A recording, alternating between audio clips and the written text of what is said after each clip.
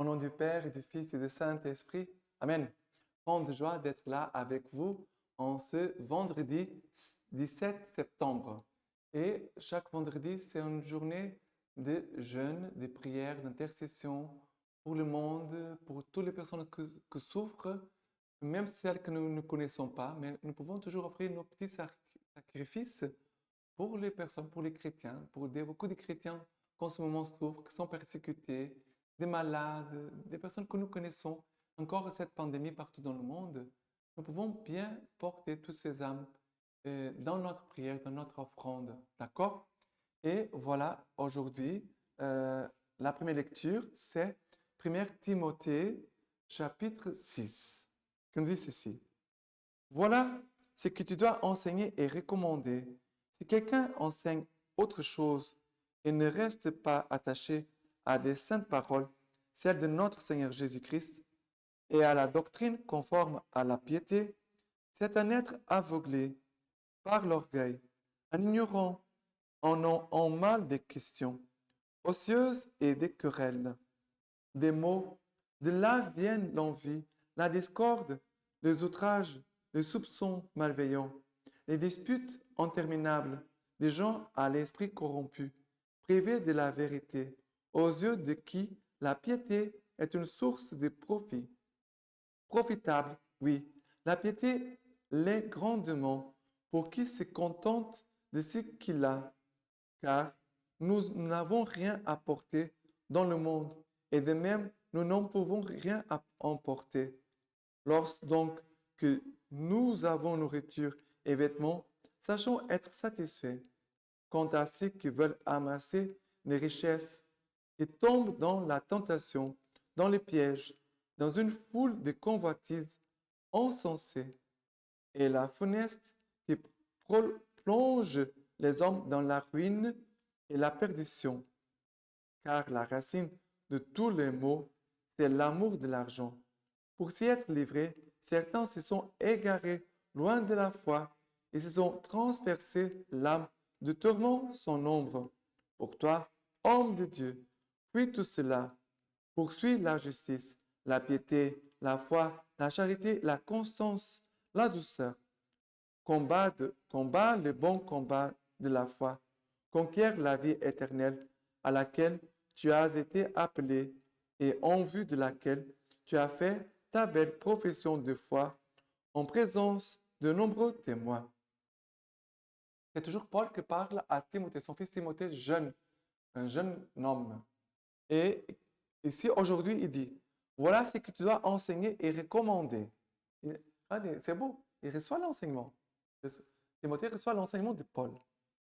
Et Paul va enseigner. Il dit, si quelqu'un enseigne une autre chose, et ne reste pas attaché à des saintes paroles, celles de notre Seigneur Jésus-Christ, et à la doctrine conforme à la piété.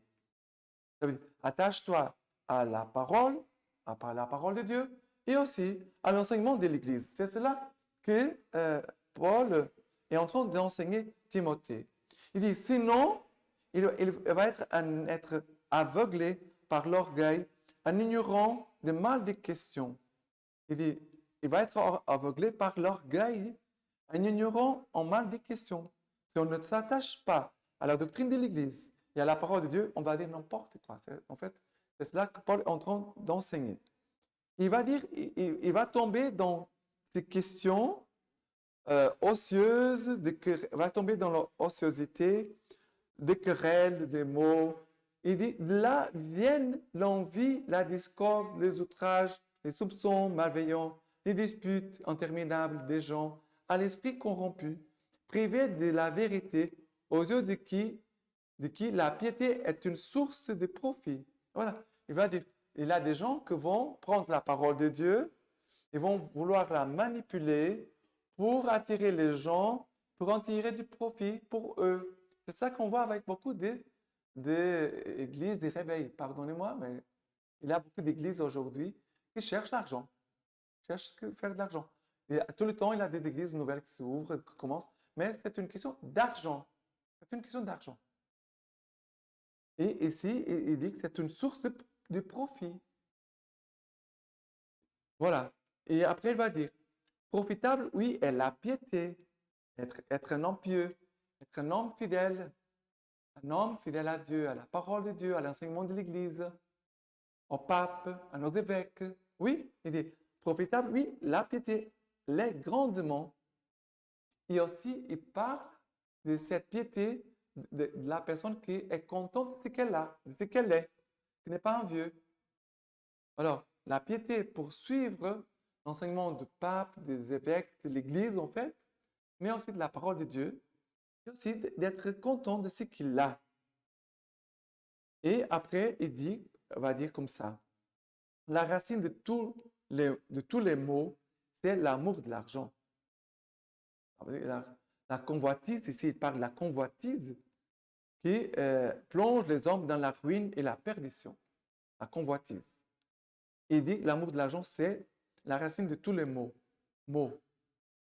Et après, il dit, pour s'y être livrés, certains se sont égarés loin de la foi. Alors, ils ont aimé plus l'argent, plus le bien de cette terre que Dieu et la foi. Ils se sont éloignés. Ils se sont transpercés l'âme de tourments sans nombre. Ils ont choisi aussi des tourments. Et je connais des personnes qui, à cause de l'argent, aujourd'hui, vivent un enfer. À cause de l'argent, à cause de l'ambition, ils vivent un tourment et un enfer dans leurs âmes. Voilà.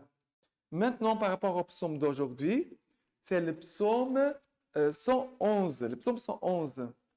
Pourquoi craindre au jour de malheur? La malice me talonne et me cerne. Eux se fient à leur fortune, se prévalent de surcroît de leur richesse.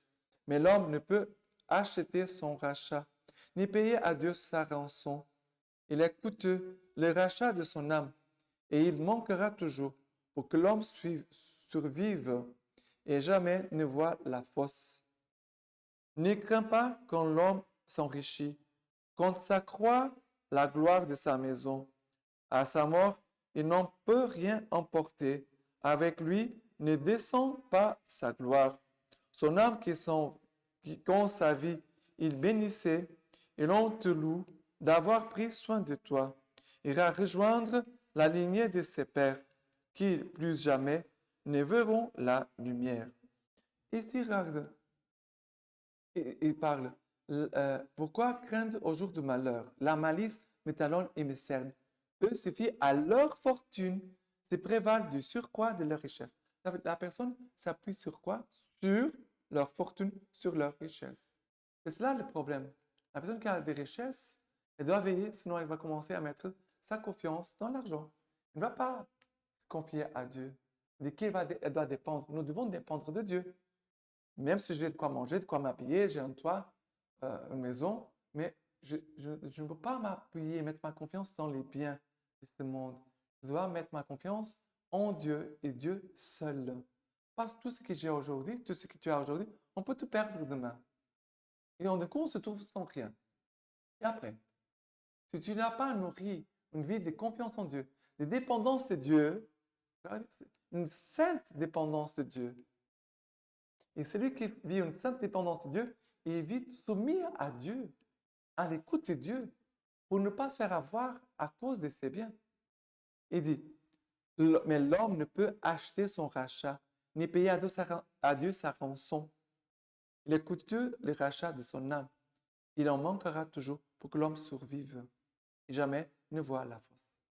L'homme ne peut pas sauver. Seulement Dieu peut nous sauver. Seulement Dieu. D'accord? Alors, que le Seigneur vraiment nous donne cette grâce de les chercher, de mettre le Seigneur toujours en premier dans notre vie, de ne pas mettre d'autres choses à la place de Dieu, de vivre toujours en mettant Dieu en premier. Dieu est le premier, il n'a pas l'argent, pas de richesse, pas d'autres choses. Dieu toujours le premier dans ma vie. OK? Et maintenant, l'évangile d'aujourd'hui, c'est Luc chapitre 8. Luc chapitre 8. Il dit ceci, et il advint ensuite qu'il cheminait à travers villes et villages, prêchant et annonçant la bonne nouvelle du royaume de Dieu. Les 12 étaient avec lui, ainsi que quelques femmes qui avaient été guéries d'esprits mauvais et de maladies. Marie appelée la Magdalène, de laquelle étaient sortis 7 démons. Jeanne, femme de Cousa, entendant d'Hérode, Suzanne et plusieurs autres qui les assistaient de leurs biens. Ah, c'est beau. Et on voit ces femmes qui suivent Jésus, ils soutiennent Jésus, ils assistent Jésus et les disciples de leurs biens. Voilà. Si tu as des richesses, aide l'Église, aide une œuvre de missionnaire, de formation de prêtres, aide des missionnaires, aide voilà, la construction d'une église ou un orphelinat, soutiennent les missions de l'église, les œuvres de charité de l'église. C'est très important. Mais qu'est-ce qui se passe ici? Jésus marche, il annonce la bonne nouvelle du royaume de Dieu. Et les 12 étaient avec lui. Et des femmes aussi qui avaient été guéries de leurs esprits mauvais et des maladies. Maintenant, je pense à ces esprits mauvais et les maladies. Les esprits mauvais, les maladies sont les maladies. Mais c'est vrai qu'il y a aussi les maladies de notre âme. Le manque de volonté, par exemple, une personne paresseuse qui n'a envie de rien faire, elle est malade dans sa volonté. Une personne qui change tout le temps d'avis, elle est malade dans son âme. Elle est malade. Voilà. Ça veut dire qu'il a des maladies de notre corps, il a les maladies de notre âme. Mais aussi des esprits mauvais. Parce que les esprits mauvais empêchent toujours la personne de suivre Jésus, d'être radical dans sa vie de foi, dans la façon dont Jésus veut que nous vivions l'Évangile, dans cette radicalité, dans une vie toute donnée au Seigneur. Et voilà que le Seigneur a besoin, en chacun de nous délivrer des esprits mauvais, mais aussi de nous guérir, soit des choses dans notre corps, soit dans notre âme, pour que nous puissions être tout entiers, réconciliés, unis à Jésus et les suivre. Et non pas seulement de donner à Jésus nos biens, mais plus encore de donner nos vies. C'est ça que nous vivons dans la communauté Simon-Suivre. Nous donnons toute notre vie, c'est les biens plus précieux que nous avons, nous les donnons au service du Seigneur. D'accord? Et aujourd'hui, nous célébrons Saint Robert Bellarmin. Saint Robert Bellarmin. Il était jésuite, toscan d'origine, enseigna à Louvain, puis à Rome, où il écrivit les controverses et forma le jeune Louis de Gonzague, nommé cardinal archevêque de Bénévent.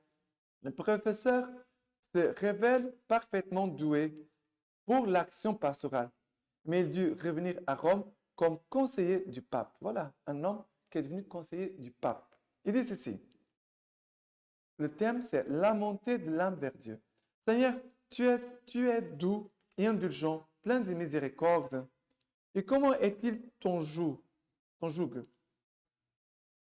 Mon joug est facile à porter, dis-tu, et mon fardeau léger. Qui donc ne porterait bien volontiers un joug qui n'accable pas, mais qui encourage, un fardeau qui n'écrase pas, mais qui réconforte? Et quel est ton joug qui ne fatigue pas, mais donne le repos? Eh bien, c'est le premier et le plus grand des commandements. Tu aimeras le Seigneur ton Dieu de tout ton cœur. Qu'y a-t-il de plus facile, de plus agréable, de plus doux que d'aimer la bonté, la beauté, l'amour, que tu es parfaitement, Seigneur mon Dieu? L'œil n'a pas vu, l'oreille n'a pas entendu, le cœur de l'homme n'a pas imaginé ce que Dieu a préparé pour ceux qui l'aiment. Les autres commandements perfectionnent l'homme obéissant, le fortifient, l'éduquent, le mettent en valeur, enfin, le rendent bon et bienheureux. Si tu es sage, comprends que tu as été créé pour la gloire de Dieu et ton salut éternel, qui est là, est ta fin, le centre de ton âme, le trésor de ton cœur. Si tu parviens à cette fin, tu seras heureux. Si tu y manques, tu seras malheureux. Estime donc que ton vrai bien, c'est ce qui te fait parvenir jusqu'à ta fin. Le vrai mal, c'est qui te l'a fait manquer.